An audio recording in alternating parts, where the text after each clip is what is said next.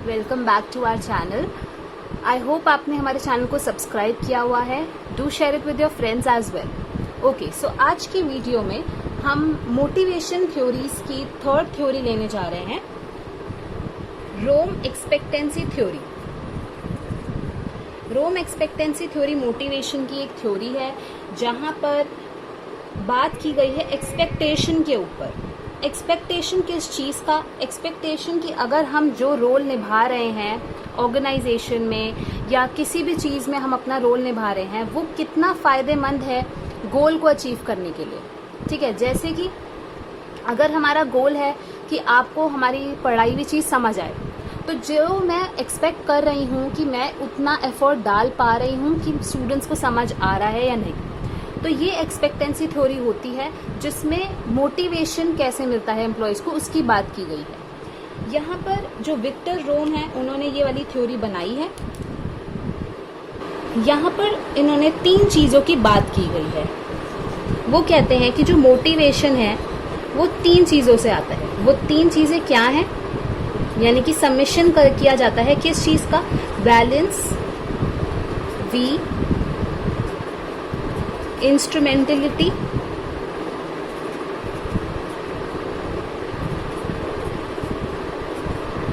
I and expectancy,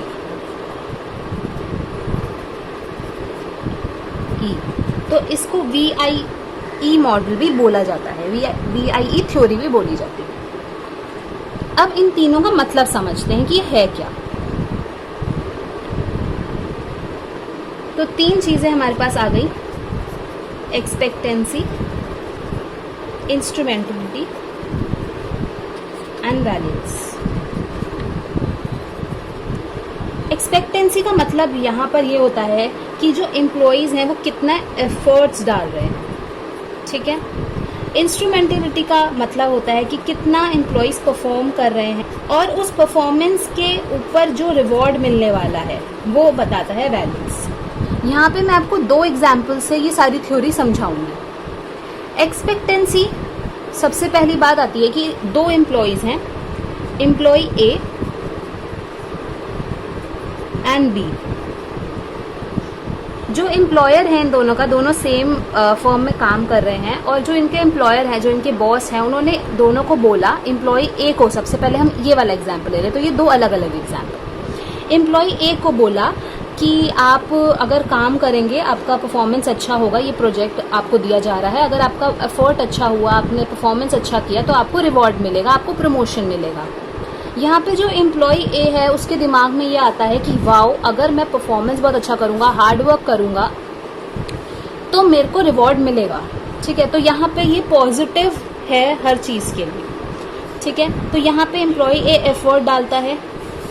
effort डालते हुए जब वो इंस्ट्रूमेंटलिटी स्टेज पे आता है, यानी कि वो परफॉर्मेंस उसने पहले जो करी थी उसको उसके लिए भी रिवॉर्ड मिला है, पास्ट में भी, तो वो क्या सोचता है कि जैसे मुझे पास्ट में रिवॉर्ड मिला था मेरे काम के लिए, इस बार भी मिलेगा।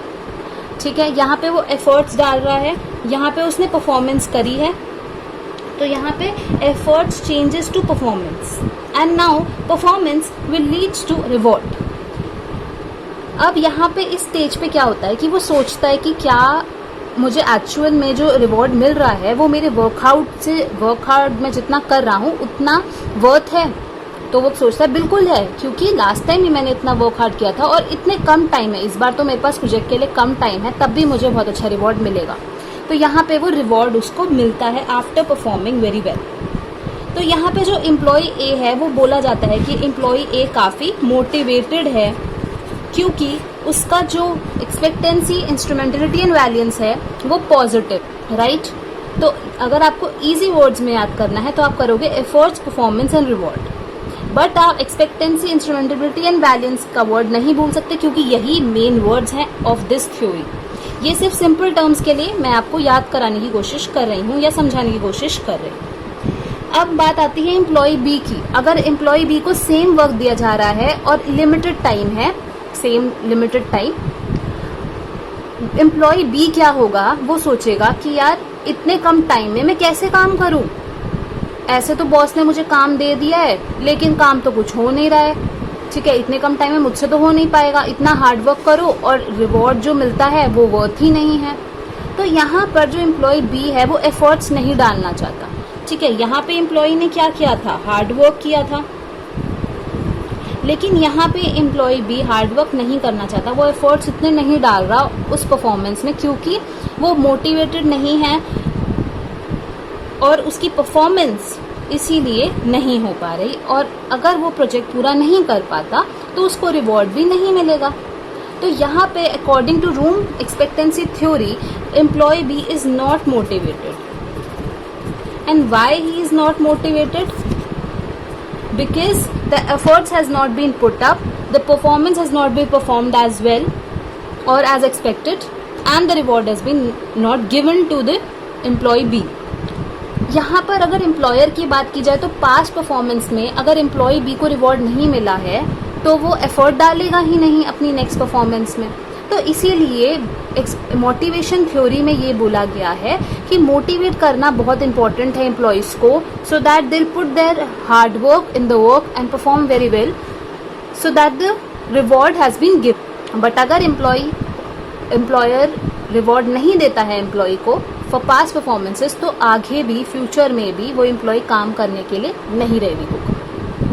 तो ये थी रूम एक्सपेक्टेंसी थ्योरी, इसलिए वैलियंस, इंस्ट्रूमेंटेलिटी एंड एक्सपेक्टेंसी को इतना इंपॉर्टेंट माना गया है, because efforts changes to performance and then performance changes into reward. So I hope आपको ये थ्योरी समझ आई हो सिंपल टर्म्स में। अगर आपको वीडियो पसंद आई है तो please hit the like button, share it with your friends and please do subscribe to our channel college tutor. Thank you for watching.